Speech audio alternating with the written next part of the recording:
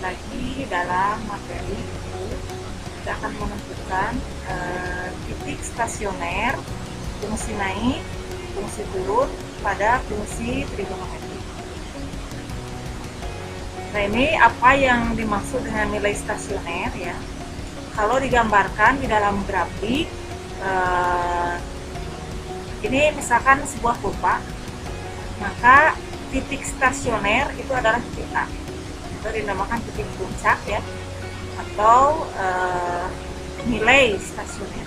Berarti nilai stasioner itu adalah sebuah pasangan ya, x, y.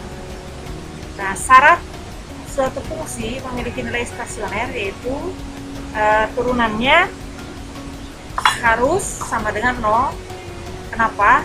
Pernah kita mendengar gradien ya, karena di sini letak kemiringannya atau gradiennya 0, maka ini dijadikan syarat bahwa suatu fungsi memiliki nilai stasioner.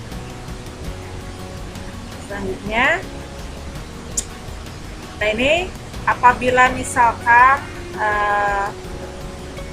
AFA merupakan titik balik maksimum ya, apabila di sini puncaknya maksimum, kemudian kalau kurvanya sini ke bawah, berarti pasangan A di sini, FA merupakan titik balik minimum.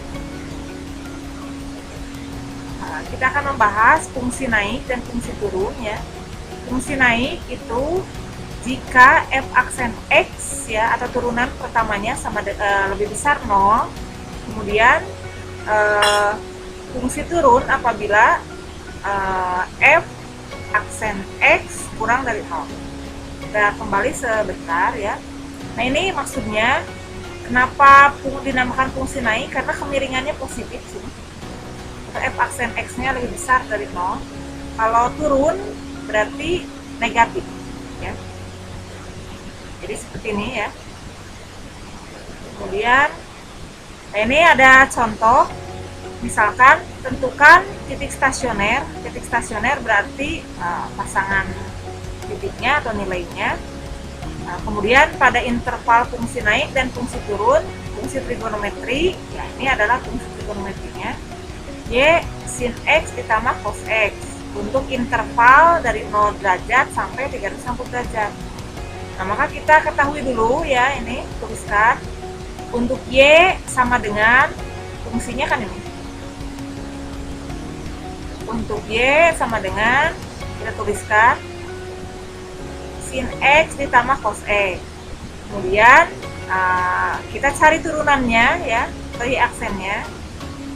Nah, ini turunan dari sin x cos x, turunan dari cos x adalah negatif sin x. Jadi turunannya adalah cos x min sin x. Kemudian bagaimana cara menentukan titik stasioner? Kemudian dengan syarat ya, bahwa stasioner itu adalah turunannya sama dengan 0, karena kita akan mencari titik puncak. Nah, y aksen x sama dengan 0, maka di sini cos x min sin x sama dengan 0.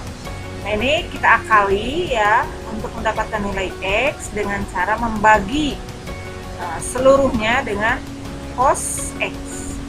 Nah, cos x dibagi cos x adalah 1. Kemudian sin x per cos x adalah tan x. Nah, ini pindah ruas ya.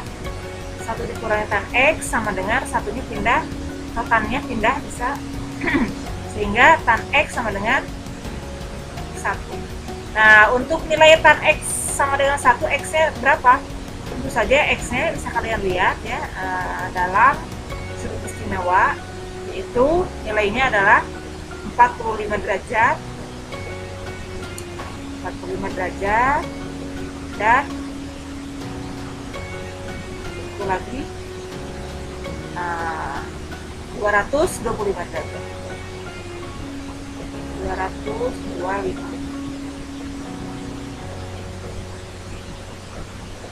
ya, x-nya 45 derajat dan 225.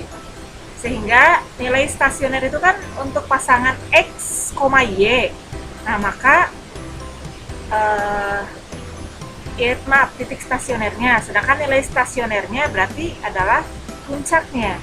Nah, kita masukkan terhadap fungsi Y awal. Untuk F45, untuk X-nya 45, maka F45 adalah akar 2, ya. Jadi kalau misalkan diilustrasikan, nah di sini akar 2, ada lagi yang negatifnya. Misalkan, nah di sini negatif akar 2. Yang satu positif, ini positif. Nah, yang ini negatif. Ya. Jadi Fx mempunyai nilai stasioner Fx akar 2 untuk X 45 dan Fx sama dengan negatif akar 2 untuk X sama dengan 225. Nah, selanjutnya bagaimana cara menentukan fungsi naik dan fungsi turun? Nah, kita tinggal menentukan interval, ya. Kita masukkan titik-titik stasioner tadi. Lanjut. Nah, ini kan yang didapat, ya. Nah, ini 45 tadi untuk X45 dan 225 kita simpan di tengah-tengah antara, karena interval yang diminta kan 0 derajat sampai 360 derajat. Maka nah, kita tempatkan titik-titik stasioner ini. Kemudian kita akan uji titik. Misalkan di antara interval ini kita ambil yang 30 derajat. Ini kan? Nah, maka kita masukkan ke dalam fungsi ini. Cos X min sin X. Maka hasilnya adalah positif. Nah, kita simpan positif di sini. Kemudian kita pilih, sebetulnya kita bisa memilih 20 derajat, 30 derajat.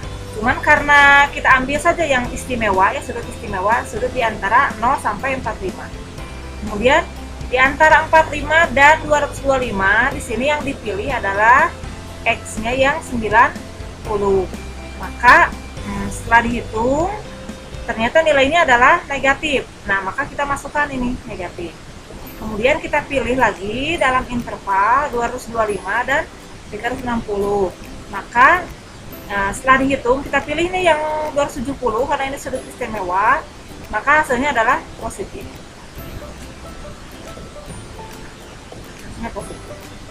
Nah, setelah kita tahu nilai positif dan negatifnya, maka garis bilangan dapat dilengkapi, ya, seperti ini.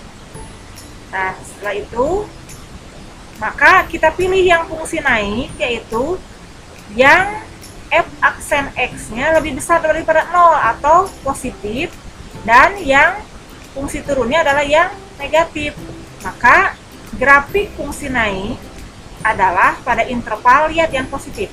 Yang positif adalah ini kan, dua interval ini, sedangkan yang negatif itu adalah pada interval ini. Ya. Nah, mungkin itu saja. Mudah-mudahan kalian bisa memahaminya dengan baik. Selamat belajar.